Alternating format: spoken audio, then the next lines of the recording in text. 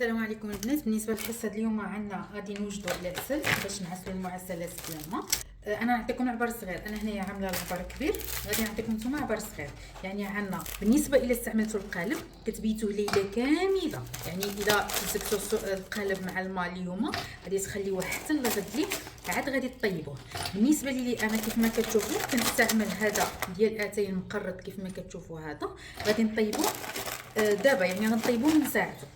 صافي البنات، فكره مفهومه. الا عملنا القالب كنخليوه ليله كامله كيفزك، عاد لغد ليه غادي نطيبوا السكر. استعملتوا هذا كيف ما كتشوفوا المرصوات ديال اتاي، هذا دغيا كيدوب، غادي نطيبوه دابا. كيف ما قلت لكم عندنا قالب السكر عليه يطرد الماء اولا 2 باكيات ديال هاد اتاي المقرط، لان هو كل باكيه فيها كيلوغرام. حنا عندنا 2 كيلوغرام ديال السكر عليه لتر ديال الماء. كنفسكوا السكر ديالنا في الماء بهذه الطريقه كامل، وغادي تشوفوا شنو غادي نزيد معاه. شوفوا غناخذ السكر كامل، غادي نبقى نحركوه هكا حتى نعرف بلي السكر كامل داب، ماشي داب يعني فزق بالماء، اما هو ما يذوب حتى غادي نردو في البوطه.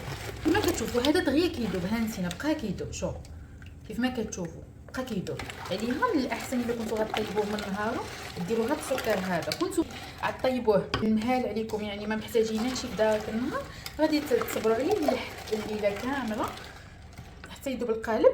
هادشي في حاله ما اذا استعملتوا القالب، اما هذا ماشي مشكل. دابا غادي نضيف حامضه مقطعاها هكا، يعني دي طرونش صافي، وغادي نضيف 2 عويدات ديال القرفه. كاينه بالنسبه للعسل كاينه اللي كيضيف الباديان، كيضيف القرنفل، كيضيف القرفه هكا. كنخليو المذاق ما عارفيناش ديالاش، ملي كتزيد المذاقات بزاف ما كتعرفش ديك العسل باينش من السما. لا نديرو حاجه وحده، سواء مسكه حره سواء القرفه. بالنسبه للاعشاب الاخرى القرنفل الاخر، انا بالنسبه لي كتجيني العسل فيها المذاق بحال اتاي، يعني الاعشاب مخلطه ما كتعطيش ديك لوغو ديال العسل اللي زوين.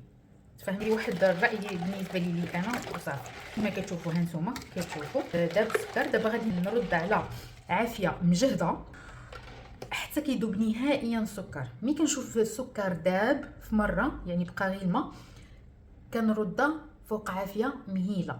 يعني دابا هاك كيف ما كتشوفوا دابا ها هو بدا كيذوب، غادي نردها فوق عافيه مجهده. منين غنشوف السكر داب نهائيا غادي نقلل من العافيه وغنردها مهيله بزاف. كيف ما قلت المقادير 2 كيلو ديال السكر عليهم يطرد الماء، وغنحتاجوا كاس د الماء من بعد ما كطيب. هذه حاجه الثانيه بالنسبه للانيه، كيف ما كتشوفوا انا درت هاد البرمه هذه راها ثقيله او ميم طون عاليه، لحقاش ملي غنضيف ديك كاس د الماء غيبقى واحد لو شوك، غيخلي العسل ديالي كتفور عليها. استعملت حاجه عاليه باش انا ما نتاداش. ردوا البال البنات، من غنضيفوا ديك كاس ديال الماء غادي يكون واحد الفوران ديال الماء هو هذاك. غنخاف لا نتقاس انا ولا لا تقاسوا نتوما عليها. من الاحسن ديروها في شي انيه تكون عاليه شويه البنات. وغنحتاجوا 4 كيلو ديال الجليكوز، يعني 2 كيلو ديال السكر عليهم يطرد الماء، 4 كيلو ديال الجليكوز وكاس ديال الماء سخون. غندوزو نردوها فوق البوطه البنات. دابا رديتها فوق العافيه مجهده حتى يذوب لي سكر في مره، عاد غادي نقص من العافيه. ها هي العسل ديالي كطيب، وانا ما كنزولش يدي منها تحرك، مره كنحرك باش ديك السكر يذوب. ها هي راه بدا السكر في مره كيذوب. ملي كنحرك في القاع ديال الطنجره ما كنحسش بالسكر باقي. صافي راه بدا راه داب. دابا غادي نتسنى عليها غير شويه تغلى وغادي نقصها من العافيه.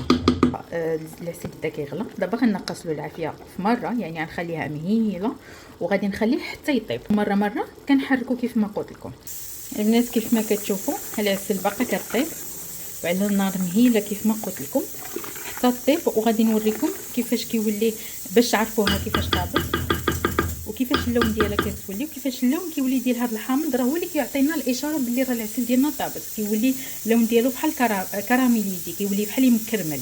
كيف ما كتشوفوا العسل بدا كيتبدل اللون ديالها وحتى الحامض بدا كيتكرمل. الحق باقي ما طابتش 100%. دابا غادي نخليها طيب كيف ما كنقول لكم العافيه مهيله حتى طيب في مره. ومن غادي طيب تستكمل الطيب ديالها غادي نوريكم الشكل ديالها كيف ولا. العسل اللي طابت، شفتوا الحامض كيفاش تكرمل. ولا اللون ديالو ذهبي كراميليزي كيف ما كتشوف. غادي نزولو دابا، غنزول الحامض والقرفه.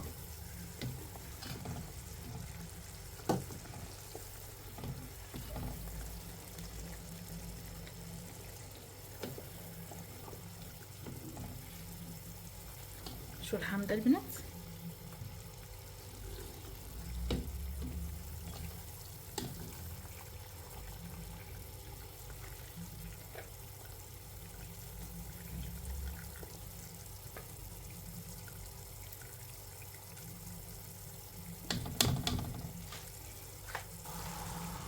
من بعد ما طابت العسل وزولت لها الحامض والقرفه، غادي نطفي عليها وغادي نضيف كاس ديال الماء. شوفوا البنات لو شوك اللي كيوقع، يعني شويه حاولوا ما يتاداش يديكم وما يتاداش وجهكم.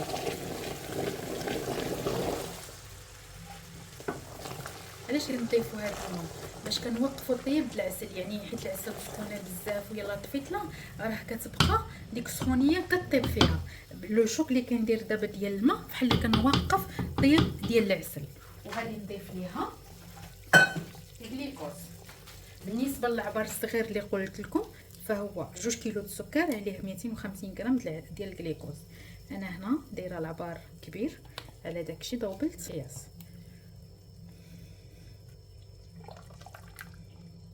هذا هو السر ديال العسل، هو الجليكوز. الجليكوز كيخلي العسل تلصق على المعسلات بصفه عامه، يعني اي معسله.